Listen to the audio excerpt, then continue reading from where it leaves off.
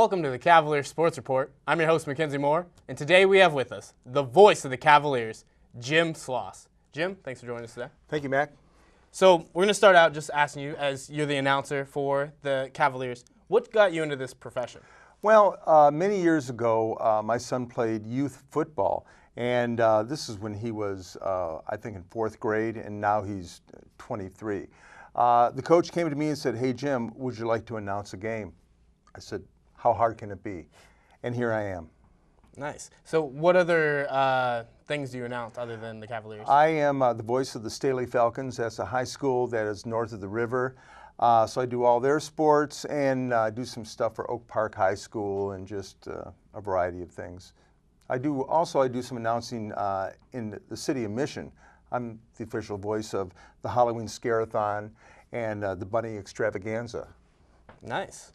So what would be your advice for somebody like me who's going through the journalism department here trying to get into the game of announcing? Would you suggest just quitting and just finding a friend that can get you a job there? And first of all, good hair will get you far.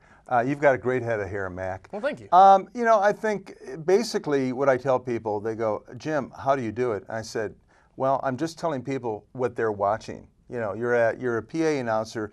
You're pretty much regurgitating what everybody's watching.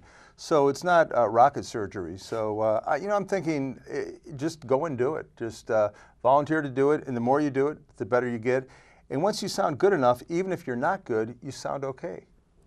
Great. What's the greatest game you've called? There was a Staley football game 3 years ago against Lee Summit West that went into 4 overtimes. It was incredible. Staley, the team I call for, ended up winning the game and going to state and winning. It was just one of those games where they scored, we scored, you know, that sort of thing. It was I probably had 20 touchdowns in that game. So it was pretty phenomenal. It sounds like a great game. It was wonderful. What's it like calling games for JCCC, a college that is constantly fielding contending teams year after year? Much better than for a team that is losing. A lot more fun. All of our teams, baseball, volleyball, basketball, they all seem to have winning programs. It is a lot easier to call a game to a crowd that expects to win. And it's just a lot of fun. I love it. How often have you had a team that maybe is underperforming and you're announcing for them? Fortunately, I haven't been involved in teams that have had losing seasons yet. It's great. The high school teams are doing well. Of course, the Johnson County Community College teams, incredible coaching, players. So I've been very fortunate. As somebody who is on camera more often than I wish to be, and you know, I also do radio, I know occasionally sometimes you have a slip of the tongue. What's the biggest gaffe you've had while on the mic? I was calling a soccer game. It was a playoff soccer game, and the Rockhurst Hawklets were playing, and they had a player whose name was Jack Russell.